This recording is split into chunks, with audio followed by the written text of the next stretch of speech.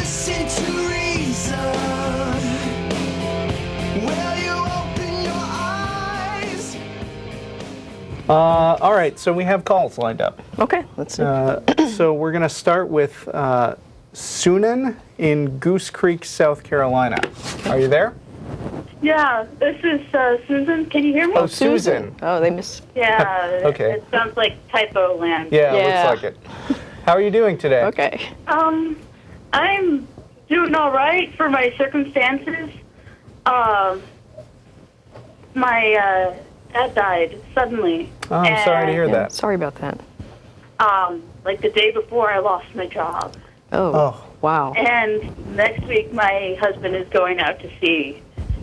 He's in the Navy. And with all this stress, I've actually had some things with depression and stuff. And Yeah. I'm in therapy.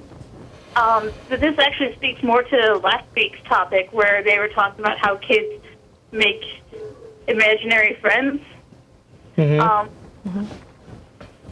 I've been hearing, this sounds really awkward, I've been hearing voices telling me what to do, more along the lines of, you should get out of the bed and take a shower, you'll feel better. Okay. And my therapist said that that's actually in the range of normal. It helps me function. And I could really easily imagine someone thinking that this was God talking to them. Yeah, I guess whenever you have that kind of stressful situation, it sounds like you've got a lot of stressors going on right now. I think it's normal to, I don't know, maybe it is your subconscious talking to you, telling you what you need to do. My understanding actually is that there have been some interesting experiments done where, there's a particular part of your brain that that sort of distinguishes things that are external versus things that are internal. So they did some kind of experiment. I think there was one where people were put in some kind of virtual reality where they would move their hand around and the computer hand would move around, but it was sort of out of sync. And then when their brains adapted to that, later they would get out and their hands wouldn't feel like their hands. So, so things that were actually coming from an internal part of them felt like they were coming from outside.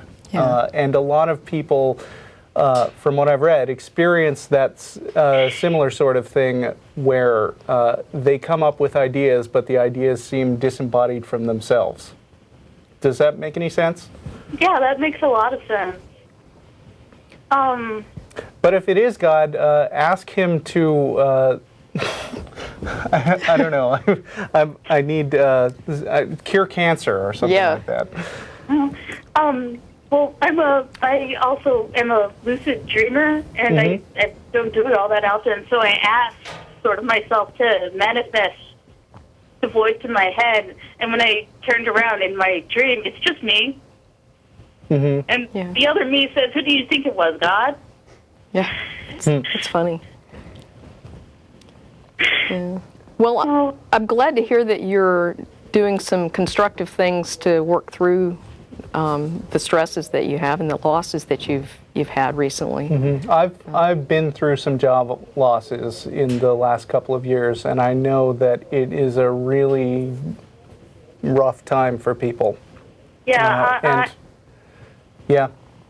I really thought of my job as my identity, and I think that's really common. Yeah.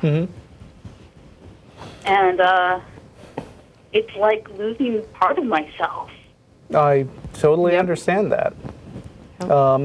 Keep at it.